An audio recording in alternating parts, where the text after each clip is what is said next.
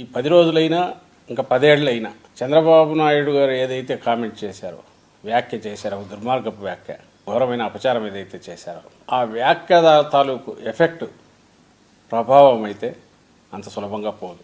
దాన్ని మళ్ళీ భక్తుల్లో ఆ విశ్వాసం పాదుగొల్పాల్సింది. నిజంగా ఇంతవరకు ఏమీ జరగని దాన్ని జరిగినట్టుగా ఒక ఘోరమైన అబద్ధం ఆడేసి పైగా రిపీటెడ్గా ఆయన మాట్లాడడం అనేది ఎంత దారుణమో అందరికీ తెలియాల్సింది.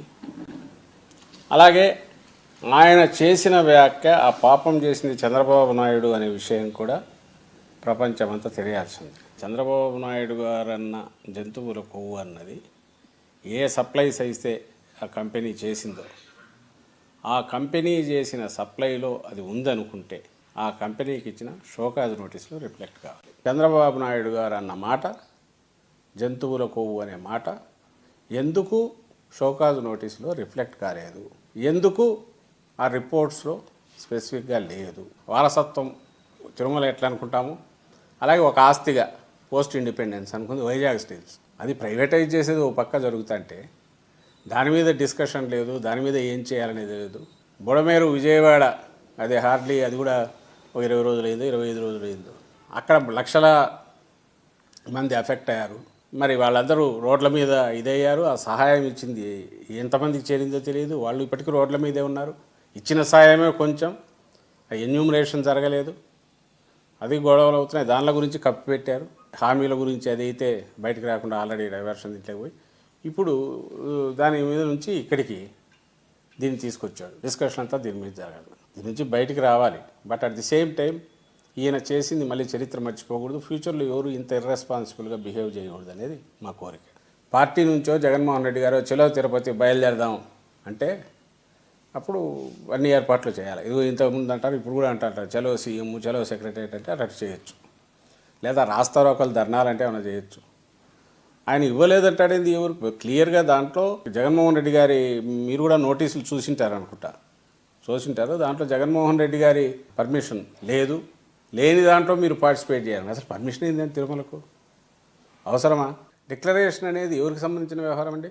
టీటీడీకి భక్తుడు వెళ్ళిన ఆయనకు సంబంధించి అది తేరాల్సింది. అక్కడికి పోయిన వాళ్ళ దగ్గర ఎక్కడెక్కడ రాష్ట్రాల నుంచి ఎందుకు రావాలి వీళ్ళందరూ? ఎక్కడెక్కడి నుంచో కట్టగట్టుకొని తోలి అక్కడి నుంచి తీసుకొచ్చి ఎందుకు దించాలా? అసలు ఎవరు అక్కడికి వెళ్ళే ప్రయత్నాలు చేస్తున్నారని చెప్పి నోటీసులు ఇచ్చినారు. వీళ్ళు క్రియేట్ చేసింది, టెన్షన్ క్రియేట్ చేసింది ప్రభుత్వం. బీజేపీ ఏం బయట పార్టీనా?